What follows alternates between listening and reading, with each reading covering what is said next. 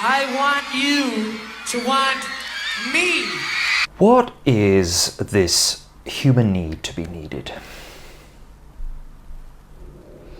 I have a habit of making friends with people who have very little, if any, need for me in their lives.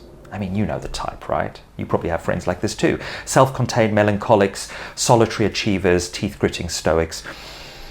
Which is not to say that they don't enjoy being in contact with me now and again, but were I to stumble off the side of a cliff in the rain, the few people that I refer to as friends would probably not follow up on my absence. It's not their fault. I chose them, they chose me. Turns out I'm attracted to people who offer something, but not that much of what I desire. And what I desire, quite clearly, is to be needed. Not just liked or acknowledged, but to be something that another person needs in some kind of essential way. I mean, don't we all crave this, or is it just me? I know what it feels like to be needed, because I am needed. Truly, truly needed by all the non-human companions that I interact with on a daily basis. If I don't water the plants who live inside the house with me, or those in the garden, they will begin to wilt, maybe even die. Max needs me for just about everything. He's food, water, exercise, our ongoing tactile love language, for companionship, regulation. I'm also needed by the people that I forge relationships with in the work that I do, people who I call clients, people who refer to me as their therapist or counselor. Some of these people need me intensely. Obviously less so when they start to feel better or more on track and I become a kind of scaffolding that they've outgrown and are now ready to leave behind. But this is how it should be on that front. You know, a kind of parental relinquishing, a necessary disappearance. I sometimes wonder if this desire to be needed is something that I share with other therapists. After all, we enter a profession that institutionalizes the asymmetry of being leaned on, turned to, depended upon.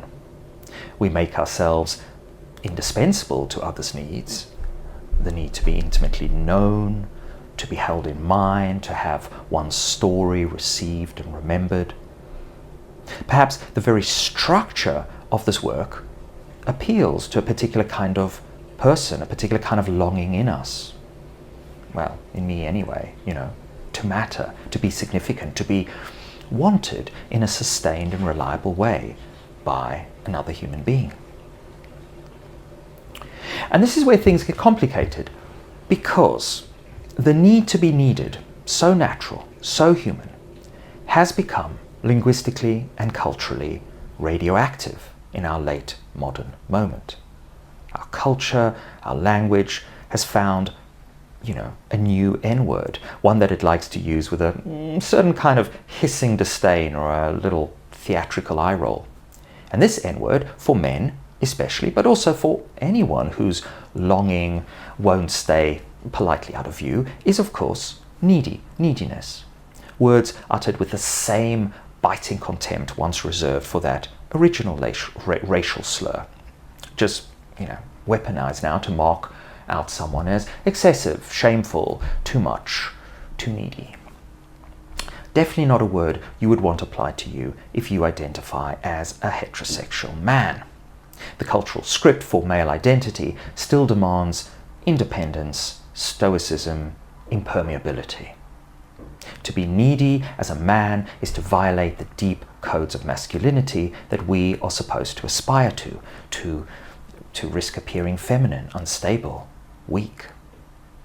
I sometimes get the sense that this charge of being too much, of asking too often, of taking up too much emotional space, of being needy, is more tolerated, or at least more legible, in women and queer folk.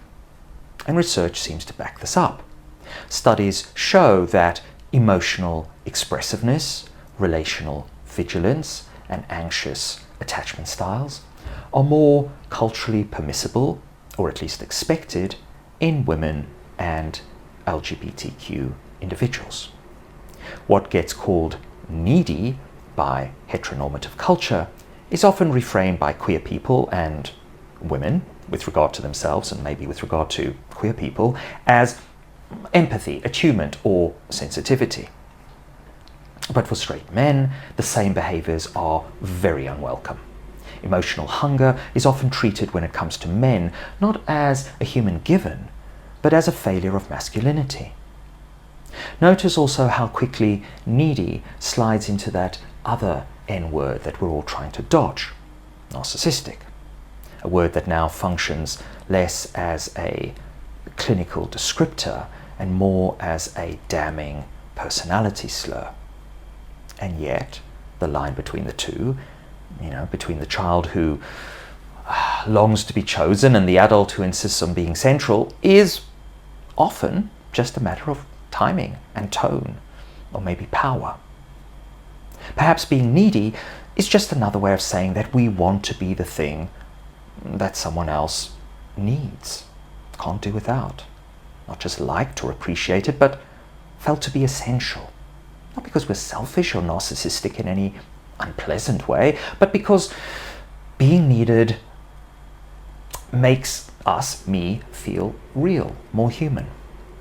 Lacan would say that we want to be the objet petit a for the people in our lives, that strange little stand-in for what the other is missing, the thing that sets their desire in motion. Not necessarily the object of enduring love per se, but rather the instigator of desire. Maybe that's what being needed is all about, right? Love, the common or garden variety, especially the kind we have with friends and romantic partners, can, and often does, fade, turn stale, become duty-bound, abstract. But the objet petit a, this small but irreplaceable gap in someone else's desire, the missing piece they can't quite name, but keep orbiting around, is a form of need that is much more tenacious, I would say, than affection or liking, and much more durable than admiration or any other form of love. It's not just about being wanted, it's about becoming necessary to the machinery of someone else's desire, to their aliveness, their internal awareness. And when we lose that position, or fear we never held it, the emptiness can be painful. Don't take it personal, is how Tony Hoagland opens his poem Personal, quoting others who are perturbed by his needs as well as his neediness. But I did, he says. I took it all quite personal. And I cursed what hurt me, and I praised what gave me joy, the most simple-minded of possible responses.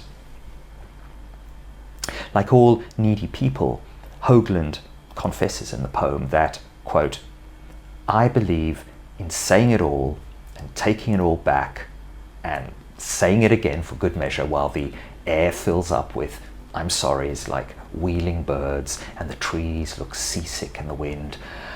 Oh life, can you blame me for making a scene, for needing you in this way? You, that yellow caboose, the moon disappearing over a ridge of cloud, me, the dog, chained in some fool's backyard, barking and barking, trying to convince everything to take it personal too.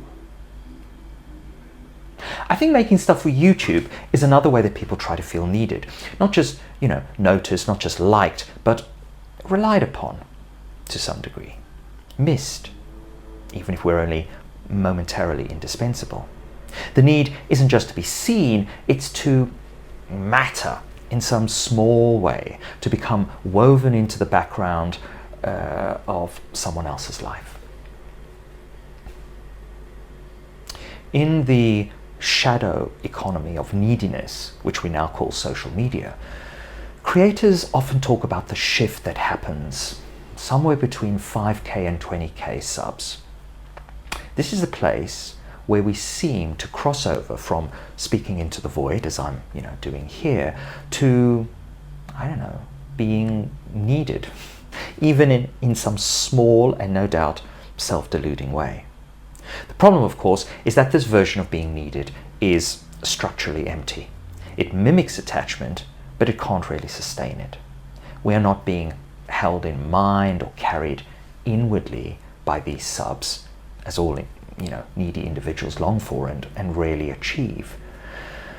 Their neediness, of course, massive repulsion trigger, even on YouTube, where every video is a kind of, let's face it, a kind of need discharge in disguise. But only dogs and very attractive women, it would seem, can get away with being so needy. And even then, their so-called owners or companions will often seek ways to calibrate their longing so as to fit the exchange rate, let's say, of attention and reward that the other wants. What is this human need to be needed? It's everything, I think. It is truly everything.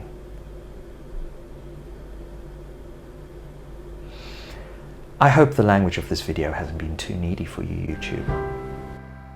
I want you to want me.